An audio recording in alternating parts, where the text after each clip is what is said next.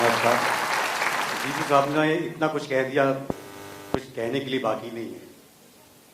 But it's a fact that he was a legend, he was an institution. And he and my father gave some very good music. He and my younger brother gave some very, very good music. And I'm very proud today to be associated with this academy. I wish them all the best and we are always there for you. यहाँ मैं किसी का नाम लूंगा तो अच्छा नहीं लगेगा, क्योंकि एक से एक कलाकार, सीनियर आर्टिस्ट यहाँ हैं। मैं उनको बहुत ही आदर करता हूँ, सम्मान करता हूँ, प्रणाम करता हूँ। देखिए, खुशी की बात यह है कि मैं जब मुंबई में आया था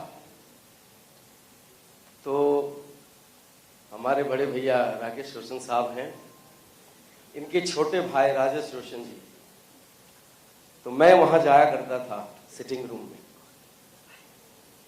तो राजू भाई बोले कि यार तू अच्छा लड़का है। उस टाइम में मेरे मुझे भी नहीं थी, मेरे जवान था, यंग था बहुत। बोला तेरे को देख के बहुत अच्छा लगता है मुझे, तू गाता है? मैं बोला हाँ सर। अच्छा आते रहना। पता नहीं उनके दिल में क्या हुआ, तो मैं जब भी उनके पास जाऊं तो मम्मी दरवाजा खोले, बोले तू फिर आ गया, क्यों आया? तो बोला मैं गुस्ताखी कर रहा हूं, माफी चाहता हूं, मैं बस आशीर्वाद लेके चला जाऊंगा आप लोगों से। तो अच्छा ठीक है, राजू से मिलना चाहता है, तो राजू भाई से मिलाते थे। तो राजू भाई ने कहा मुझसे कि तू आते रहना। कुछ ही एक डेढ़ साल के दरमियान, मुझे अभी तक याद है, मैं 78 में यहाँ आया था और 79 के 18 दिसंबर को, मुझे अभी तक याद है, फेमस तारदेव में गाना निकला और रफी साहब के साथ गाना था। देखिए क्या इत्तेफाक थी। और मैं बचपन से रफी साहब को सुना करता था, गांव में रहता था, तो गांव में मेरे पास रेडियो भी नहीं थी, तो किसी के दरवाजे पे चला जाता, तो जमींदार लोग जो होते थे, चुपके से मैं गाना सुना करता था वहां जाके। तो रफी साहब का फैन मैं बचपन से ही था। तो मुझे क्या मालूम कि ऐसा भी दिन आएगा कि मैं कभी बॉम्बे जाऊंगा और पहला गाना रफी साहब के साथ, मेरी मतलब शुरुआत होगी रफी साहब के साथ, ये तो सोच भी नहीं सकते हैं। तो राजू भाई ने कहा कि तू गा पाएगा, रफी साहब के साथ गाना है? तो मैंने कहा कि मुझे जितनी खुशी है, मैं तो सुन के ही नर्वस हो गया हूं कि मैं गाना क्या गाऊंगा। आप यकीन नहीं करेंगे, फेमस में कोई मिस्टर नटवरलाल या किसी फिल्म की बैकग्राउंड म्यूजिक चल रही थी और राजू भाई मुझे सिखा रहे थे, तो वो सिखा के तंग आ गए, बोले यार चलो ये तो सीख ही नहीं पा रहा गाना, इसके ये तो गा नहीं पाएगा गाना। तो मैं बहुत नर्वस हो गया, सॉरी मैं माफी चाहता हूँ, 2 मिनट लूंगा।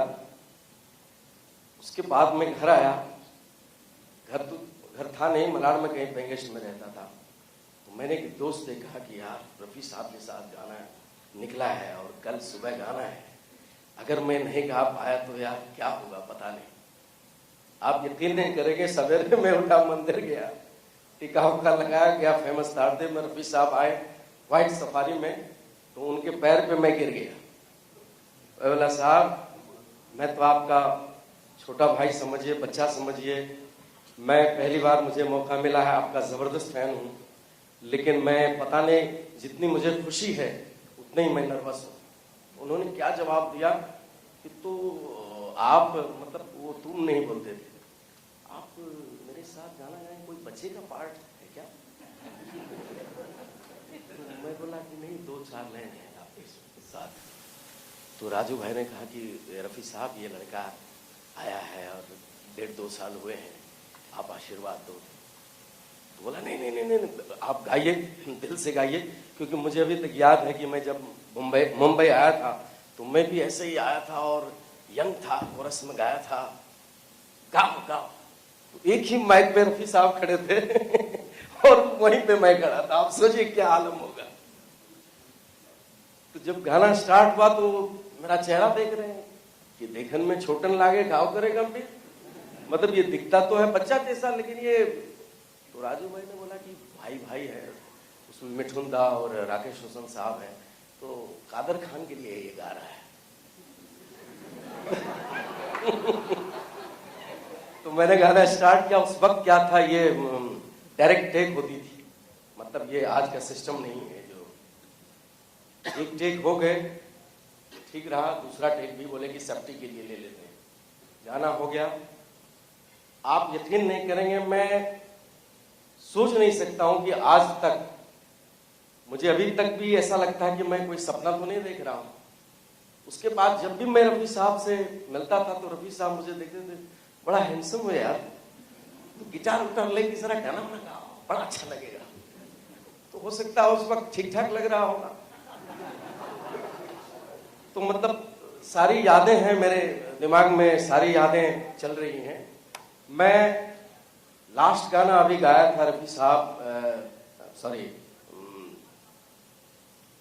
कोई पिक्चर थी, फिल्म सुभाष घई साहब की फिल्म थी, तो फिल्म का नाम था मजनू। फिल्म बनी नहीं, तो जब वो गाना मुझे दिया गया तो मुझे रफी साहब की याद आ रही थी कि मैं कोई बर्फ नहीं हूं जो पिघल जाऊंगा, मैं कोई हर्फ नहीं हूं जो बदल जाऊंगा,